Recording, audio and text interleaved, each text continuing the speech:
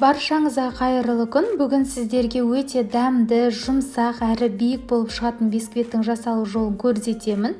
Егер де дәл мен құсатып жасайтын болсаңыздар, сіздерде міндетті түрде осындай керемет бисквит шығатын болады. Ол үшін ең алдымен формамызды дайындап алуымыз керек. Бізге міндетті түрде кольцо керек. Кольцоның астын фолькамен жақсылап орайсыздар. Одан кейін ішіне жанына пергамент қағазын саласыздар. Жандағы пергамент қағазының биіктігі 11-12 см болу керек.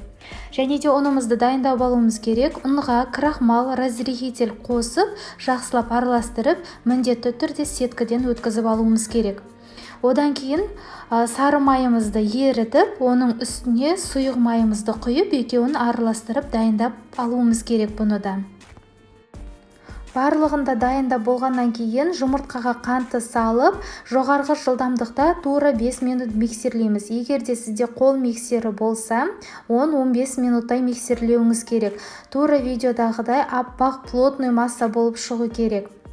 Енді жылдамдықты ең төменгісіне қойып, одан кейін сұйық майымызды құйып араластырамыз. Және де ұнымызды салып, осылай араластырамыз. Ең төменгі жылдамдықта. Егер де сізде кухонный комбайн жоқ болса, менікіндей қол миксері болса, қол миксері жарамайды. Сіз бұның барлығы да лопатамен араластыруыңыз керек болады.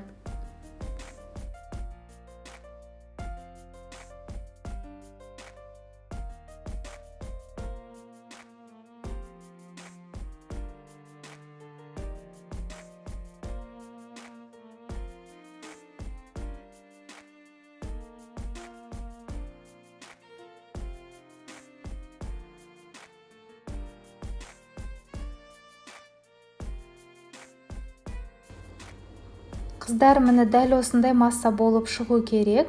Бір келкі болып шығу керек. Арасында ұндары іртік-іртік болып жүрмеу керек. Лопатамен жақсылап араластырыңыздар. Енді осы массамызды дайындап қойған формамыздың ішіне құямыз. Формаға құярдан алдын міне кішігірім тестасымен осылай жанында қағазын жабыстырып аламыз. Одан кейін барып тестамызды құямыз ішіне. Қыздар, айта кетейін, бөлме температурасында тұрған жұмыртқаны қолданасыздар. Холодильникте тұрған жұмыртқаны қолдануға болмайды. Және де тестаны құярдан алдын сіз міндетті түрде духовканы қыздырып алуыңыз керек. 15-20 минуттай қыздырып алуларыңыз керек. Әйтпесе сіздің бисквиттеріңіз жақсы көтерілмейді, отасы түсіп кетеді. Верх-вниз деген режимде міндетті түрде пісіреміз. Мен смек пеші болғаннан кейін 150 градуста пісіремін және 1 сағат пісіремін. Басқа пештерде мен 160 градуста пісіретін едім. Дәл осылай биік болып шығу керек. 1 сағаттан кейін барып, духовканың есігін ашып аласыздар.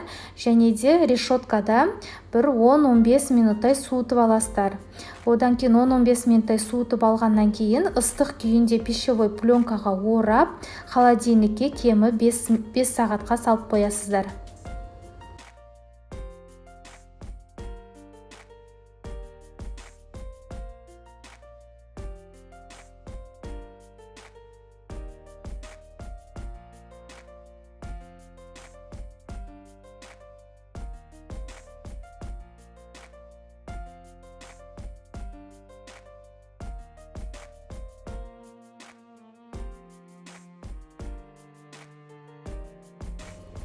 Бес сағат өткеннен кейін қыздар торттарыңызды жинай берсеңіздер болады.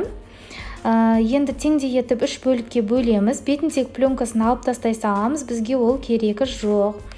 Теңдей етіп 3-ке бөліп алғаннан кейін қыздар крем жағып уже жинай береміз. Кремнің жасалу жолын уже бірнеше рет көрсеттім. Ссылкасын қалдырамын қалай жасалу керектігінің. Және де пропитка жасаймыз міндетті түрде. Пропитканың да жасалу жолын бірнеше рет көрсеткен болатынмын. Оны да жазып сіздерге қалдырамын. Енді әрі қарай тура видеодағыдай етіп өздеріңіз қалауларыңыз бойынша жинап шығасыздар.